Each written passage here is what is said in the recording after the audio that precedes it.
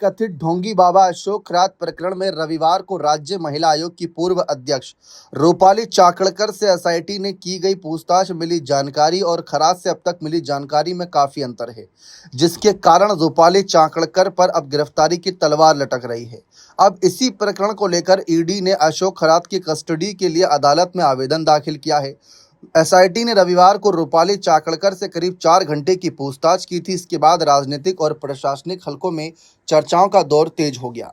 जांच एजेंसियों के अनुसार अशोक खरात पर भक्तों को मौत का डर दिखाकर विशेष पूजा पाठ के नाम पर करोड़ों रुपए, लग्जरी वाहन और कीमती संपत्तियां हासिल करने के आरोप हैं।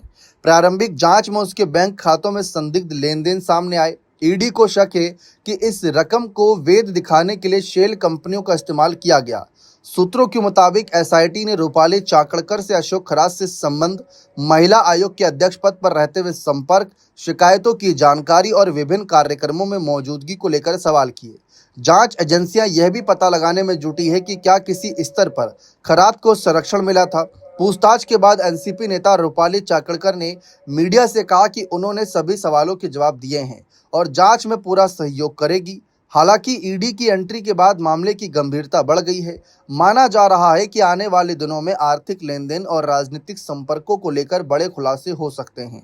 ईडी अब खरात की कथित संपत्तियों, बैंक खातों और आर्थिक नेटवर्क की गहराई से जांच करेगी।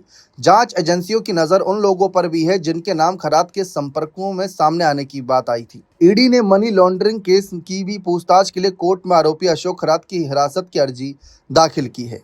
फिलहाल देखा जाए तो सूत्रों के मुताबिक ये भी बताया गया कि हिरासत में लेने के बाद ईडी यह भी जांच करेगी कि खरात के आर्थिक लेन देन के तार कहीं विदेशों तक तो जुड़े हैं तो या नहीं, ये बड़ा सवाल है। फिलहाल रूपाली चाकणकर ने क्या कुछ खुलासे किए हैं, क्या उन्होंने ईडी के सामने सच्चाई रखी, ये जैसे ही कोई बड़ी रिपोर्ट सामने आएगी आप सभी तक पहुंचा दी जाएगी। लेकिन अब गिरफ्तारी की तलवार लटक रही, ऐसा रिपोर्ट में छपा है, यह चौंकाने वाला है। बने रहे चैनल के साथ, बहुत बहुत शुक्रिया।